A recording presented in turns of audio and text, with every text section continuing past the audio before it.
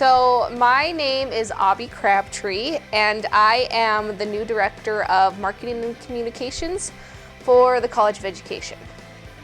My name is Brooke Bollinger, and I am the new Director of Graduate Studies for the College of Education. My name is Jill Radford.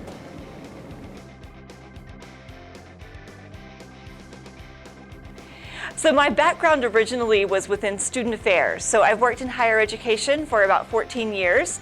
The first 13 of those was spent in student affairs, working within new student orientation and student leadership and service. And I have now shifted over to this new role within College of Education, where I am supporting the recruitment and retention and student support efforts for our graduate students.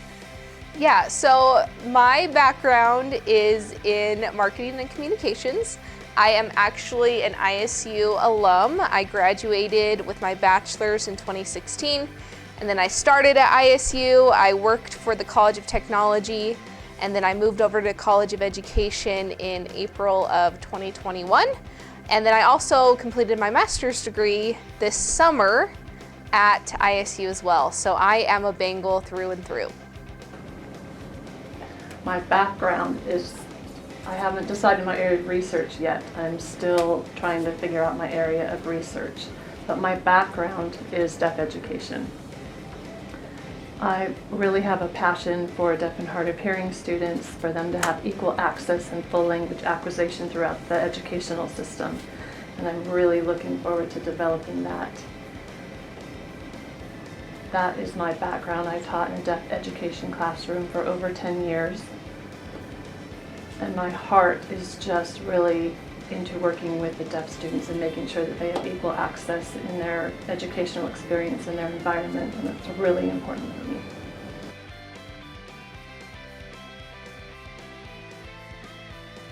Okay, so we're going to do that one again. Currently, I am teaching both undergrad and graduate classes. These classes are for teachers of deaf and hard of hearing students. I would say that one of my hidden abilities is to remember dates. I remember birthdays, phone numbers from childhood. It's a very odd, weird, numeric gift where I just remember dates. I could tell you people's birthdays, childhood phone numbers, the whole bit.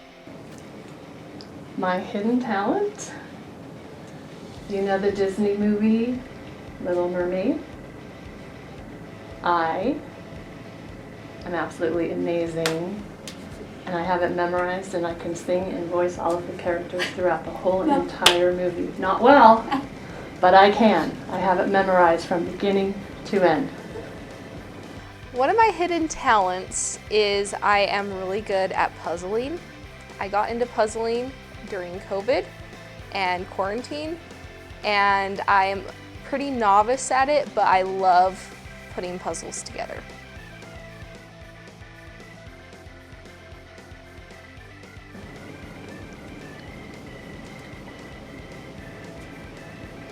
Yeah, one experience I had that was a failure was my senior year. I tried out for the volleyball team, and I didn't get picked for the team. And I didn't understand why, so I went to the coach and I asked, why didn't I make the team? And her reason was that I could not communicate with the team well because I was deaf, and that was the first time in my whole life that I had been told that my deafness was a problem. I never experienced that before, so from that situation, I never wanted to experience that feeling again, that my deafness was a barrier.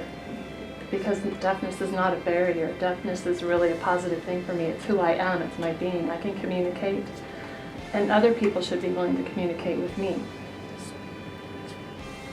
So that failure to make the volleyball team has made me stronger.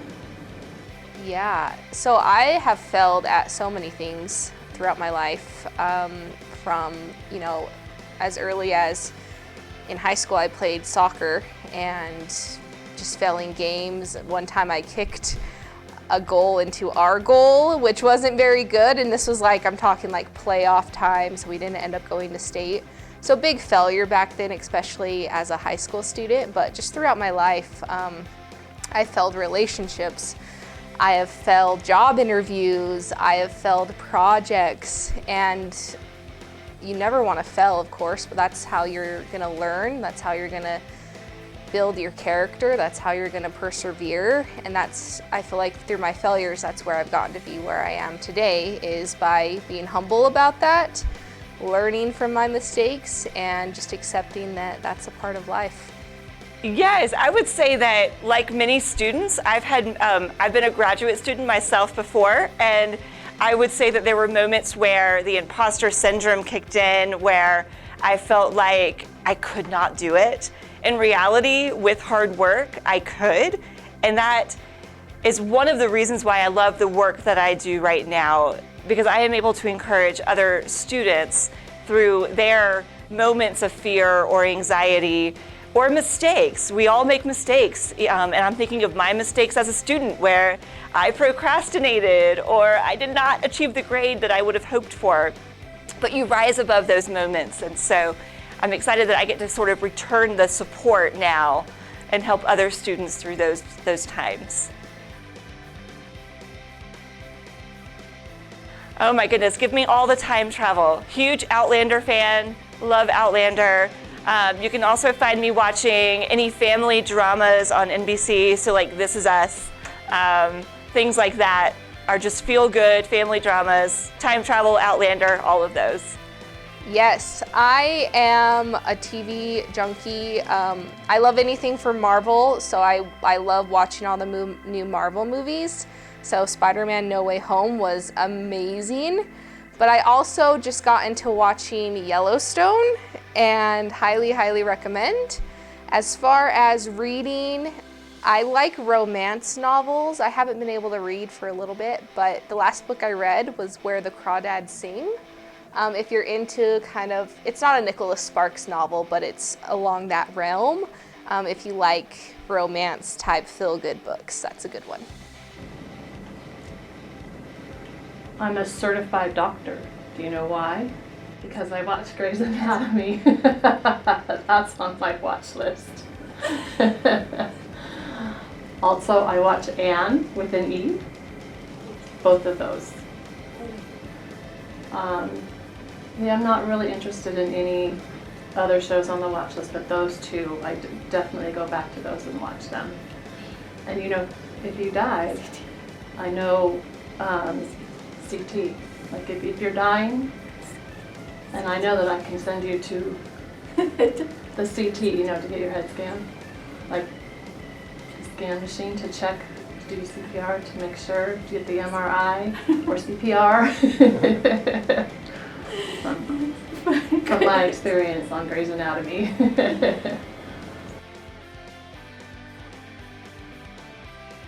So I don't know if I want to say what reality show I watch is my absolute favorite. I love RuPaul Drag Race, and I would love to be a judge on that show.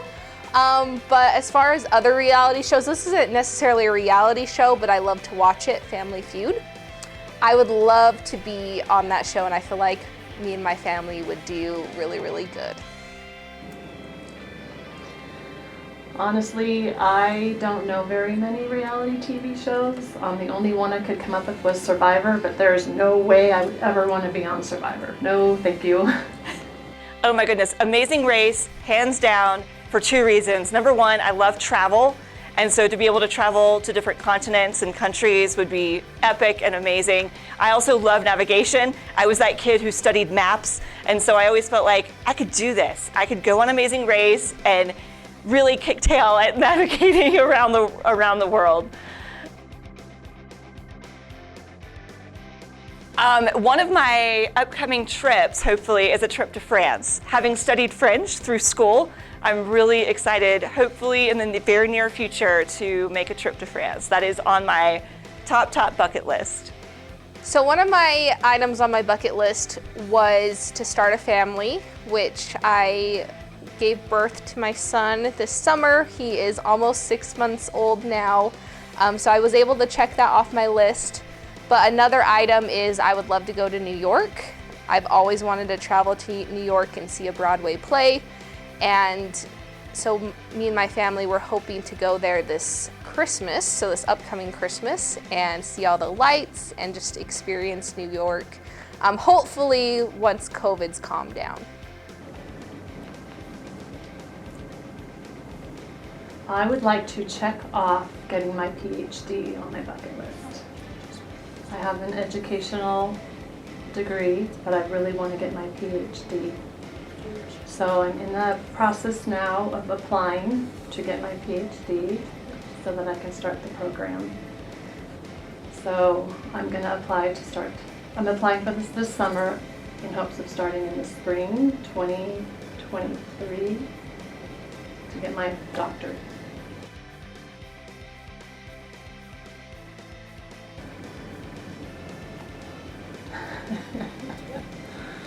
One thing that is a definite advantage to being deaf is I could actually sleep through all of it because I can't hear any of the destruction and carnage going on the outside. Also, I think it would be great because I'm deaf, I'm much more visually aware and I notice things that maybe other people don't notice, so I might be able to see what's happening quicker and avoid it and take a different path. But really, I wouldn't lack any sleep. You know, everybody that can hear all of the stuff going on and would be scared, but I would sleep peacefully through the evening. I would not survive long in a zombie apocalypse. I'm thinking maybe 24 hours. I have no survival skills whatsoever. Hopefully I can change that in the near future because who knows what could happen, but I feel like once zombies start chasing me, I am just gonna give up and let it happen. I feel like in a zombie apocalypse, I would survive for quite a while. I do watch The Walking Dead. I feel that I could survive because I can be tough when I need to be, and I can be creative and troubleshoot situations when I need to. So I feel like I could navigate cooking differently, living differently in an apocalypse, hiding away, being quiet if I needed to be. I feel like I could hang. You know, there's not really a quote that I live my life by, but I always think about making each day count and giving yourself and others a lot of grace. So what I mean by that is, you know, we talked about failures, we talk about making mistakes. You never know what someone else is going through, you never know what type of day they're having, so just always try to be nice, be positive, and also be nice and positive to yourself. Yes, there is a quote that really resonates with me in my adult years. I grew up hearing the phrase, do unto others as you would have them do unto you. But then I heard a shift to that phrase that really stuck with me. Someone said once, well, yes, do unto others as you would want to be treated, but also treat them the way they might want to be treated. And I'm a big proponent of how we each have a different language of how we receive care. And so I think in my adult years, that phrase of do unto others also how they would want to receive that care and attention, that has always stuck with me.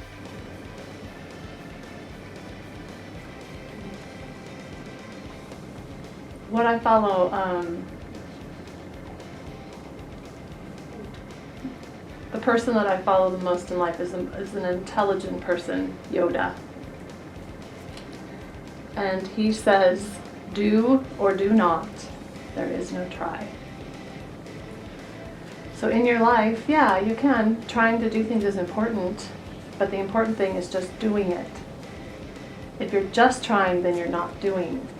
So I always follow Yoda. I follow his advice, do or do not, there is no try. I came to Idaho State all the way from North Carolina about 8 years ago. I conducted a national job search.